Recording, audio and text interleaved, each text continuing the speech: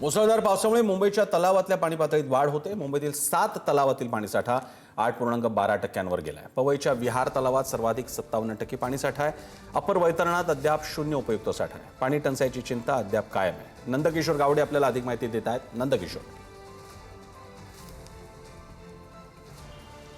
प्रसन्न sir, विहार तलाव जवळपास 57% जो आहे तो भरलेला आहे।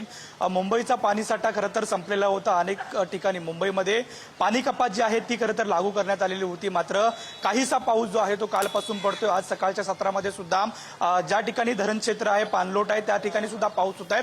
त्यामुळे पाणी पातळी जी आहे ती वाढ होताना पाहायला मिळते। जवळपास 8.5% जो पाणीसाठा आहे तो सध्या संपूर्ण म्हणजे 7 तलावात जो आहे तो पाहायला मिळतो। मात्र मागच्या वेळेची जर आपण दोन्ही डिफरन्स केले तर मागच्या वेळेला हीच पातळी जी होती ती 46.47 म्हणजे जवळपास 50% धरणं संपूर्ण धरणं होती ती भरलेली होती। मात्र त्या तुलनेने यंदा पाऊस जो आहे तो कुठेतरी कमी आहे। त्याच्यामुळे मोठा तुटवडा जो आहे तो संपूर्णच धरण क्षेत्रात जो आहे तो पाहायला मिळतोय। जवळपास 8.5% धरण क्षेत्रात संपूर्ण 7 तलावांचा मिळून 8.5% धरण क्षेत्रात जे आहे ते पाणी वाढ झालेली आहे। एकंदरीत जर पाहता हा जो पाणीसाठा आहे तो मुंबईला अद्याप सुद्धा हा पुरेसा नाही आहे। त्यामुळे कुठेतरी पाणी कपातीचं जे संकट आहे ते अद्याप मुंबईकरांवरती सुटलेलं नाही। मात्र कालपासून जो आहे तो पावसानं सुरुवात केलेली आहे। त्यामुळे हा पाणीसाठा वाढेल अशी जी आशा आहे ती मुंबईकरांना लागून राहिलेली आपल्याला पाहायला मिळते। सर, धन्यवाद नंदकुमार, तुम्ही दिलेल्या या माहिती।